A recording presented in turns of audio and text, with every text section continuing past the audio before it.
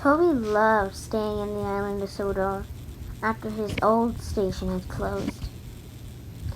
Toby and Henrietta looked old and old-fashioned, and they really needed new paint. When Toby was sleeping, he heard a familiar noise. "Oh, I say, what was that?" said Toby. It was James. "Ugh, what dirty objects," he said. He didn't like this at all. "James," he asked, "why are you red?"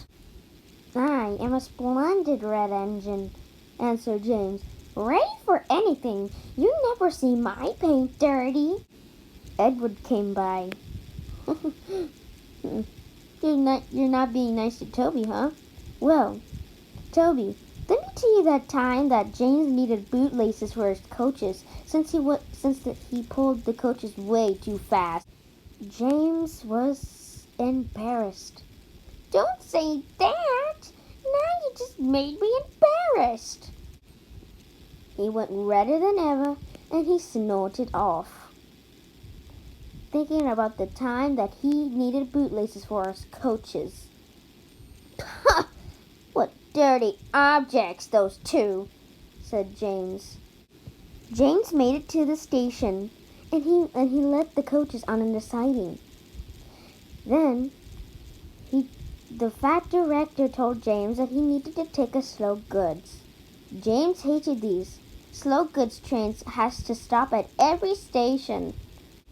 Now trucks are silly and noisy. They don't like to obey their train.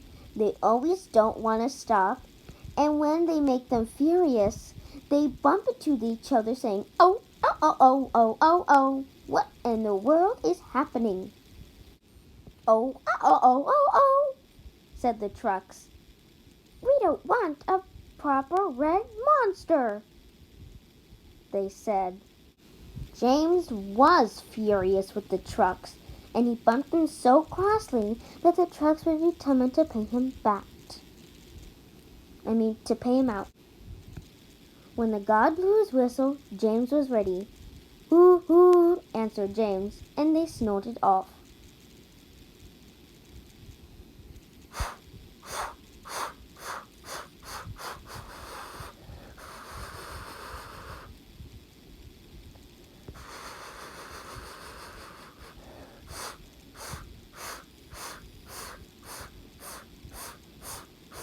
The reason why James slowed down is because they reached the top of Gordon's Hill.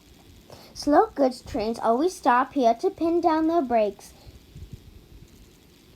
The driver told James to wait. "Wait, James, wait!" But James wouldn't wait, and he passed the station up Gordon's Hill. He was still thinking about what he would ask Toby next. Should I call him Poopy Face?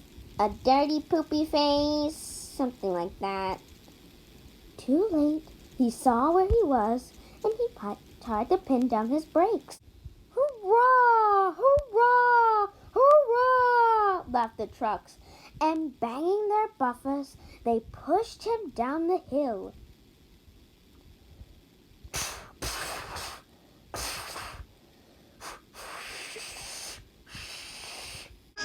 I gotta stop! His driver pinned down his brakes so hard until they screamed, but it didn't work. They just kept going. "Help! Runaway train! Runaway train! Runaway train!" James peeped, but nobody listened.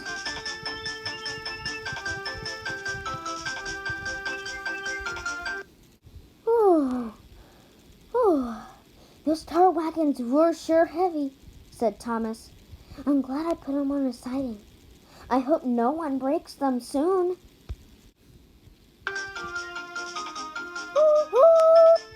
He heard a familiar noise. Thomas peeped back, and there, right in front of him, was James. "Help!"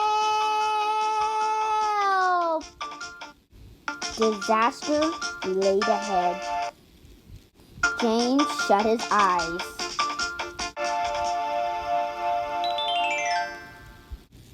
Something sticky splattered all over James. He had run into two tar wagons and was black from smoke box to cab. He was more dirty than hurt, but the tar wagons and some trucks were all to pieces. The trucks laughed and giggled. You're dirty! That teach you a lesson! That teach you a lesson! Edward and Percy were sent to help. My, oh my, Edward said. Whatever is that dirty object? Edward, that's James. Didn't you know? Asked Percy. It's James's shape. He's a splendid red engine, and you never see his paint dirty. James pretended that he hadn't heard anything.